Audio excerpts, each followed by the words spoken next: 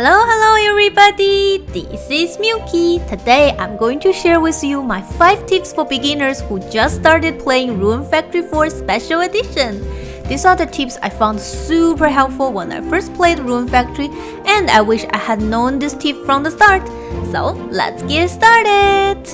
The first tip Milkyt wants to share with you is that you can invite people to join your party. Once you reach relationship 3 with a character, while talking to the character, you can hit L or R, and then you can choose to invite that character to join your party.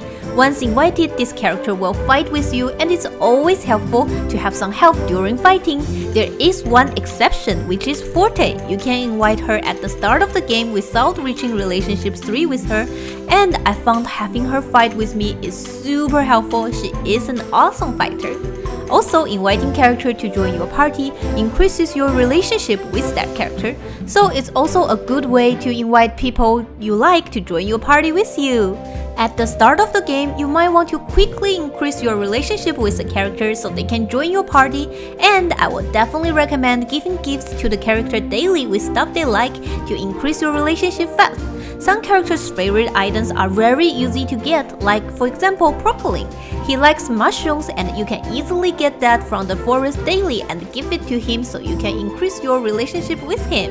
It's also a good idea to give the gifts to the character you want to marry daily and ask them to join your party daily. This way you will be able to get good enough relationship with that character and start dating or even marry that character soon.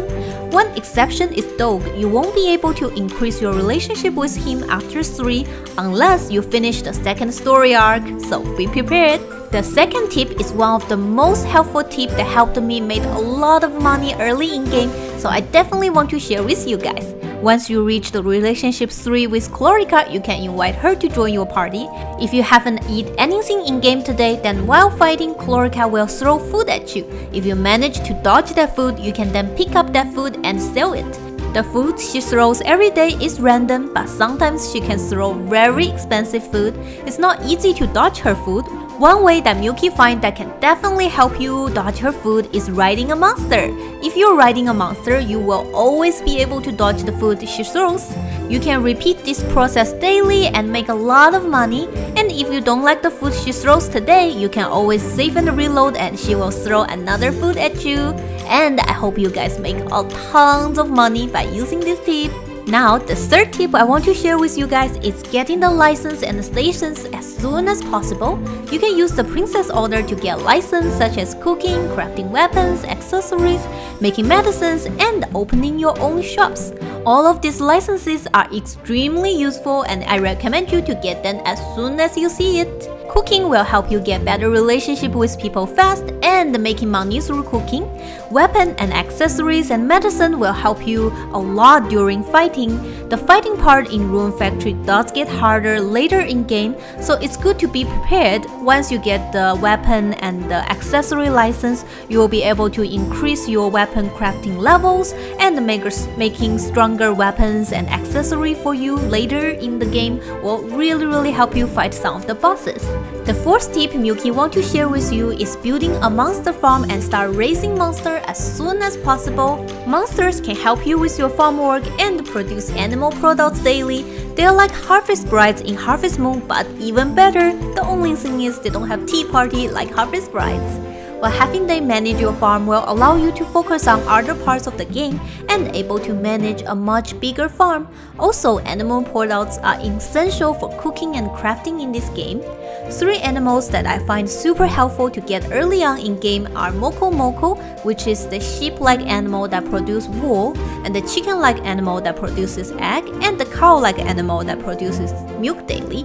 Especially the cow monsters, Milkyt find out that a lot of cooking recipes later in game needs milk, so it's better to raise a cow monster as soon as possible. To tame a cow monster, you just need to defeat them until one of them drop a milk, and then gifting the milk to the cow monster, and you are highly likely to tame the monster with that milk. 1 milk for milk daily, I think that's a pretty good deal. The last tip Milkyt wants to share with you is creating a separate field in your farm for raising level 10 crops. Personally, I find creating a separate field for raising high-level crops are super helpful. For this field, you can focus on increasing its quality. High-level crops are super helpful in-game. You'll get a task later in-game to get level 10 crops, and it's helpful to start early. Also, there will be crop festivals, and having a high-level crops can help you win the competition early. You can also ship high-level crops and seeds, so the shop will start selling higher-level items too. So in order to increase your crops levels, when the crop mature, you need to not take the mature crops, but use your size to get the seeds instead. There is a chance that the seeds is one level higher than the original crop. Also, you can use medicines to increase the quality of the farm field, so you're more likely to get higher level crops. That's why getting a chemistry station early in the game is very important, so you can start making all of these medicines to help with your farm too. So that's the top 5 beginner tips that I want to share with you. I definitely hope you find these tips helpful and is able to make a lot of money early in game by using these tips.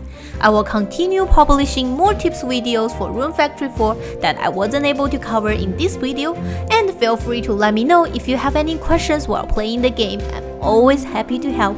If you do find this tips video helpful and want to see more tips for it, please hit the like button and subscribe to my channel. Thank you guys so much for watching, and special thanks for my awesome Patreon donors. You definitely support me to do what I do, and I will see you guys next time.